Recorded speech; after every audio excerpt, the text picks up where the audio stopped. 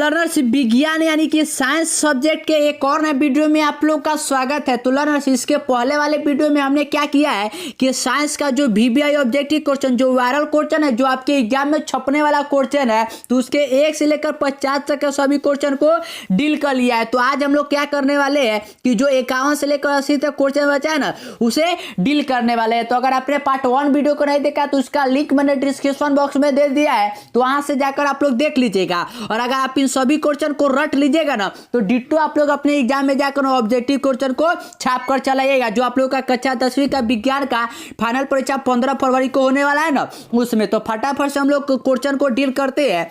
तो 51 number question की ओर बढ़ते हैं ना। तो जो 51 नंबर है वो इस प्रकार से कि दर्पण का सूत्र है। दर्पण जो होता है ना दर्पण फॉर्मूला, तो दर्पण सूत्र पूछा गया है कि उसका क्या होता है। तो फॉर्मूला क्या होता है, वो फॉर्मूला होता है 1/v plus 1/u equal to 1/f। तो इसका राइट आंसर ए हो जाएगा। क्वेश्चन नंबर 52 की ओर बढ़ते हैं। तो 52 इस प्रकार से है कि टिंडल प्रभाव प्रदर्शित करता है। टिंडल प्रभाव पूछा गया है कि कौन प्रदर्शित करता है। तो सिंपल है कि टिंडल प्रभाव कौन प्रदर्शित करता है, तो प्रकाश का प्रकीर्णन। तो राइट आंसर डी हो जाएगा।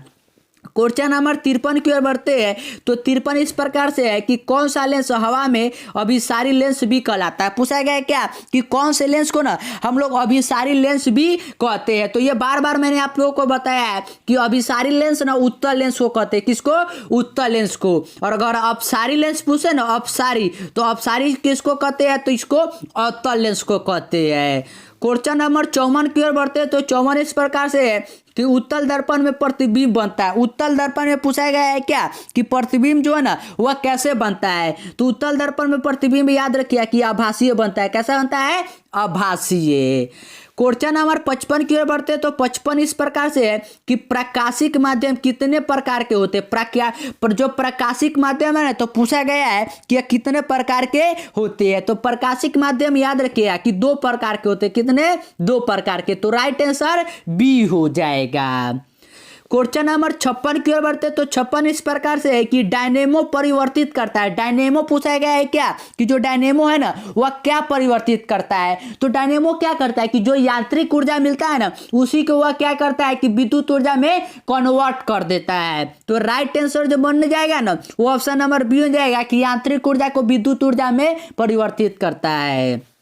क्वेश्चन नंबर 57 की ओर बढ़ते तो 57 है कि इलेक्ट्रॉन पर आवेश होता है। इलेक्ट्रॉन पर पूछा गया है क्या कि आवेश कितना होता है। तो इलेक्ट्रॉन क्या होता है, ई नेगेटिव। ये तो बार बार मैंने आपको बताया है। तो इस पर आवेश कितना होगा, ये होगा -1.6 इंटू 10⁻⁻19 कूलम्ब। और ये क्या है, तो ऑप्शन नंबर सी में। तो राइट आंसर सी हो जाएगा।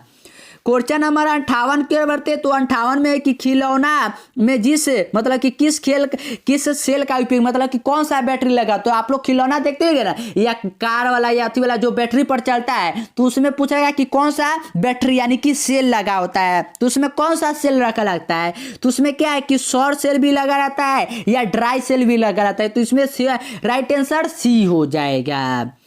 क्वेश्चन नंबर 59 की ओर बढ़ते हैं। तो 59 इस प्रकार से कि कार्य करने की क्षमता को कहते हैं। कार्य करने की क्षमता को पूछा गया कि क्या कहते हैं। तो सिंपल है कि कार्य करने के लिए अगर हमको क्षमता चाहिए तो मतलब क्या है कि एनर्जी चाहिए। खाएंगे पिएंगे एनर्जी मिलेगा तभी तो, यानी कि ऊर्जा। तो राइट आंसर जो बनेगा ना वो ऑप्शन नंबर सी हो जाएगा। क्वेश्चन नंबर 60 की ओर बढ़ते हैं। तो 60 इस प्रकार से कि निम्न में से कौन विस्थापन अभिक्रिया का एक उदाहरण है। पूछा गया है क्या कि जो डिस्प्लेसमेंट रिएक्शन होता है ना तो उसका एक उदाहरण देने के लिए, ठीक है। तो इसका जो उदाहरण यहाँ पर है ना वो ऑप्शन नंबर सी है कि FeCuSO4 को अगर इसको रिएक्शन करेंगे तो मिलेगा FeSO4 प्लस Cu मिलेगा। क्वेश्चन नंबर 61 की ओर बढ़ते हैं। तो 61 इस प्रकार से है कि सिल्वर क्लोराइड का रंग होता है। सिल्वर क्लोराइड मतलब कि AgCl का पूछा गया है कि रंग कैसा होता है सिल्वर क्लोराइड का। तो इसका रंग कैसा होता है, तो याद रखिएगा कि उजला यानी कि श्वेत होता है, व्हाइट होता है, ठीक है। तो राइट आंसर डी हो जाएगा। क्वेश्चन नंबर 62 की ओर बढ़ते तो 62 है कि निम्नलिखित में लवण कौन है। निम्नलिखित में लवण पूछा गया है यानी कि सॉल्ट जो है ना वह सॉल्ट कौन सा है। तो सिंपल है, लवण कौन सा है, वह NaCl है, NaCl। तो राइट आंसर बी हो जाएगा।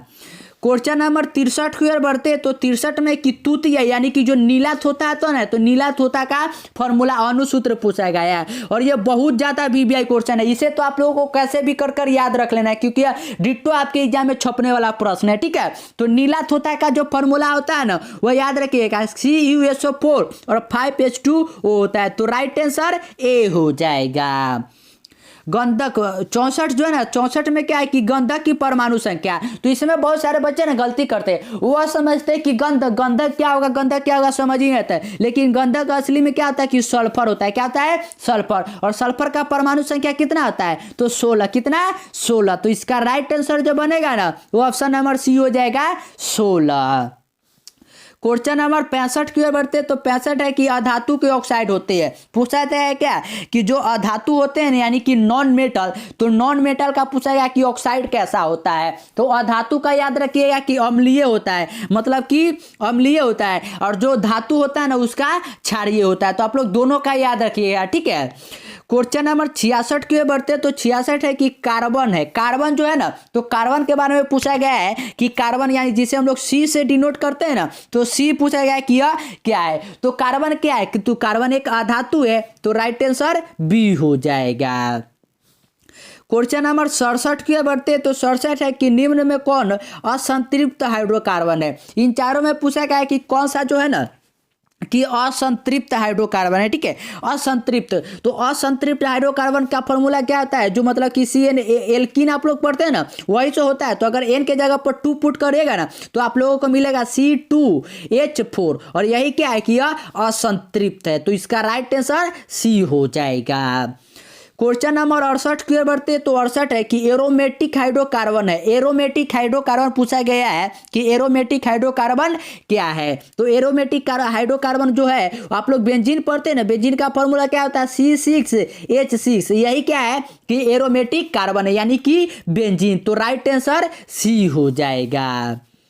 क्वेश्चन नंबर 69 की ओर बढ़ते हैं तो 69 है कि निम्नलिखित में कौन अक्रिय गैस है। अक्रिय गैस पूछा गया है कि अक्रिय गैस मतलब कि वर्ग नंबर 18, वर्ग नंबर 18 का ही तो अक्रिय गैस होता है। तो उसका तत्व पूछा गया है। तो वर्ग नंबर 18 में कौन कौन सा तत्व होता है? तो हीलियम होता है, नियोन होता है, आर्गन होता है, क्रिप्टन होता है, यही सब तो वर्ग नंबर 18 का तत्व होता है। तो अक्रिय गैस पहला कौन मिला? हीलियम। तो राइट आंसर बी हो जाएगा, हीलियम।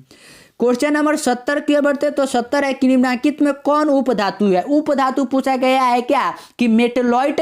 मेटेलॉइट कौन सा है? ठीक है, तो मेटेलॉइट यानी कि उपधातु जो यहाँ पर है ना वह Sb है। क्या है? Sb।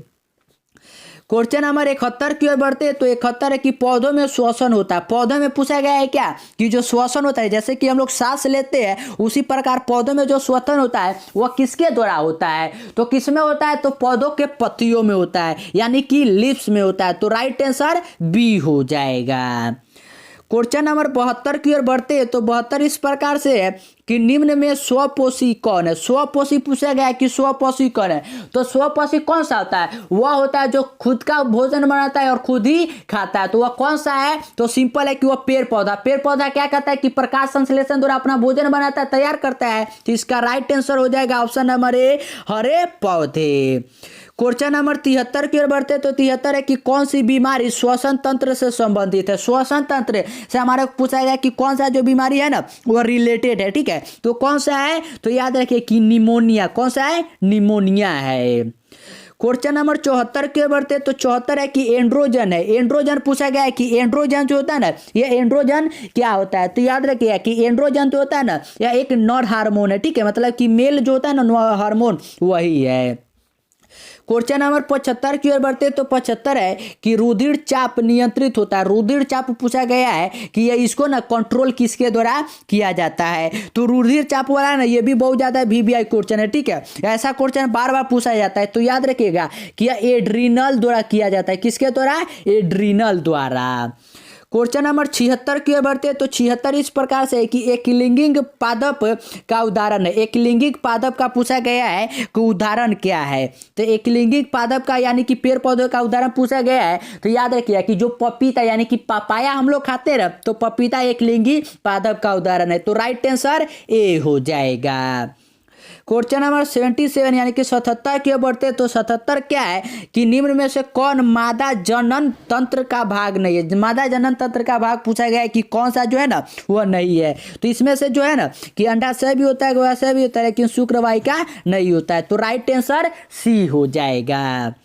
क्वेश्चन नंबर 78 की ओर बढ़ते हैं तो 78 है कि द्विखंडन में होता है। द्विखंडन पूछा गया कि द्विखंडन में क्या होता है। तो द्विखंडन में क्या होता है, इसमें पैरामेसियम भी होता है, अमीबा भी होता है और लिस्मेनिया भी होता है। तो राइट आंसर डी हो जाएगा इनमें से सभी।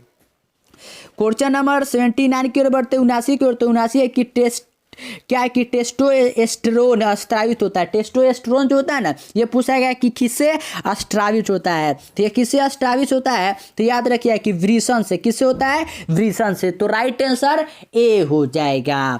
और क्वेश्चन नंबर 80 और इस सामाजिक विज्ञान के सेट का लास्ट क्वेश्चन है कि मानव मस्तिष्क का औसत का जो हमारा सर होता है ना सिर, तो पूछा गया क्या कि उसका औसत एवरेज भार जो होता है ना वेट वह कितना होता है। तो एवरेज वेट याद रखिएगा कि कितना होता है तो 1.4 kg यानी कि 1400 ग्राम होता है, यानी 1.4 किलोग्राम। तो राइट आंसर सी हो जाएगा। तो आज हमने इस सेट में जो भी क्वेश्चन किया ना ये सभी क्वेश्चन बहुत ज़्यादा बीबीआई क्वेश्चन है, ठीक है, क्योंकि ये सभी बार बार पूछे जाने वाला क्वेश्चन है। हो सकता है कि सभी के सभी क्वेश्चन आपके एग्जाम में छप जाए। तो एक भी क्वेश्चन को नहीं छोड़िएगा, सभी क्वेश्चन को याद कर लीजिएगा और चैनल को सब्सक्राइब भी कर लीजिएगा और वीडियो को अपने दोस्तों के साथ शेयर भी कर दीजिएगा।